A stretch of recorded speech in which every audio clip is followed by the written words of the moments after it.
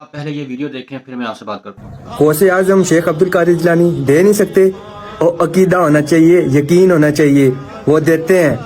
اگر آپ کو یقین نہیں ہے اس بات کا تو ایک دفعہ یقین کے ساتھ غوث اعظم سے مانگ کر دیکھیں، انشاءاللہ وہ آپ کی مراد پوری کریں گے۔ آج غوث اعظم کی 11ویں شریف ہے، 3 دفعہ اول و آخر درود پاک پڑھ کے، 11 دفعہ سورہ اخلاص پڑھ کے، اور 71 دفعہ 71 ٹائمز یا شیخ عبد القادر جیلانی شیء للہ پڑھ کر غوث اعظم سے مراد مانگے، انشاءاللہ پوری ہوگی۔ آپ کو ایک بڑی حیران کن بات میں بتاؤں گا کہ واقعی ایسا ہوتا ہے کہ ان کو وہ مل بھی جاتا ہے، جو یہ مانگتے ہیں نا غیر اللہ سے، جو یہ مانگتے ہیں ان کو مل بھی جاتا ہے، کیونکہ شیطان نے ہی ان کو اس کام پہ لگایا ہے، شرک پہ، اور شیطان ہی ان کی ضروریات اور خواہشات کو پورا کرتا ہے تاکہ یہ لوگ اپنی گمراہی میں مزید جو ہے وہ پکے ہو جائیں، اور جو شرک ہے اس میں پکے ہو جائیں، اور یہ جو ہے سیدھے راستے پر نہ آ سکیں۔ یہ شیطان کی چلائی ہوئی چال ہے، اور شیطان پھر اس طرح سے ان کو دنیا کا جو ہے نا وہ تھوڑا سا فائدہ بھی پہنچاتا ہے، ان کو لالچ دیتا ہے تاکہ یہ اپنی جو گمراہی ہے اس میں مزید پختہ ہو جائیں۔ اب اس کے رد میں جو آپ کو میں قرآن کے آیات کا حوالہ دینے لگا ہوں کہ اللہ تعالیٰ نے متعدد مقامات پر قرآن میں جو ہے وہ غیر اللہ سے مدد مانگنے کو، غیر اللہ کو پکارنے سے منع فرمایا ہے۔ قرآن میں سورہ غافر آیت نمبر 66 میں اللہ تعالیٰ فرماتا ہے اپنے نبی صلی اللہ علیہ وسلم کو، قل انی نہیت ان اعبد الذین تدعون من دون اللہ، جس کا اردو ترجمہ ہے کہ کہہ دو مجھے منع کیا گیا ہے کہ میں ان کی عبادت کروں جنہیں تم اللہ کے سوا پکارتے ہو۔ سورۃ الاعراف آیت نمبر 194 میں اللہ تعالیٰ فرماتا ہے، ان الذین تدعون من دون اللہ عباد امثالکم، جنہیں تم اللہ کے سوا پکارتے ہو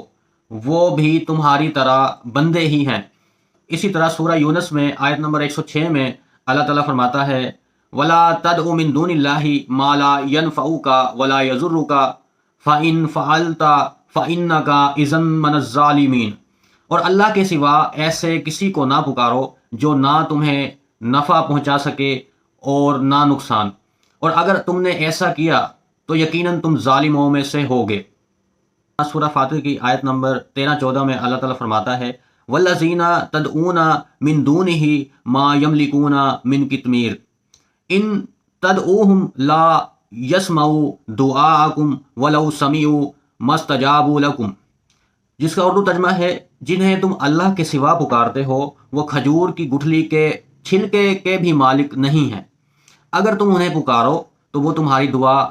سن نہیں سکتے، اور اگر سن بھی لیں تو تمہاری فریاد کا جواب نہیں دے سکتے۔ اور سورہ کاف آیت نمبر 5 میں اللہ تعالیٰ فرماتا ہے، وَمَنْ أَضَلُّ مِمَّنْ يَدْعُو مِن دُونِ اللَّهِ مَا لَا يَسْتَجِيبُ لَهُ إِلَىٰ يَوْمِ الْقِيَامَةِ، اور اس شخص سے بڑھ کر گمراہ کون ہے جو اللہ کے سوا ایسے کو پکارتا ہے جو قیامت کے دن تک اس کی پکار کا جواب نہیں دے سکتا۔ تو دوستو، ان تمام آیات کی روشنی میں ہمیں یہ سبق ملتا ہے کہ اللہ کے سوا کسی کو پکارنا جو ہے وہ جائز نہیں ہے، اور نہ ہی کوئی اللہ کے سوا کسی قسم کی داد رسی کر سکتا ہے جب تک اللہ تعالیٰ نہ چاہے، نہ ہی آپ کو کوئی نفع پہنچ سکتا ہے نہ ہی کوئی نقصان۔ تو اس لیے کسی بھی طرح کے حال میں اپنی کسی بھی طرح کی ضرورت کے لیے ہمیشہ اللہ تعالیٰ سے مدد طلب کریں، اللہ کو ہی پکاریں، اللہ کے سوا کسی کو نہ پکاریں۔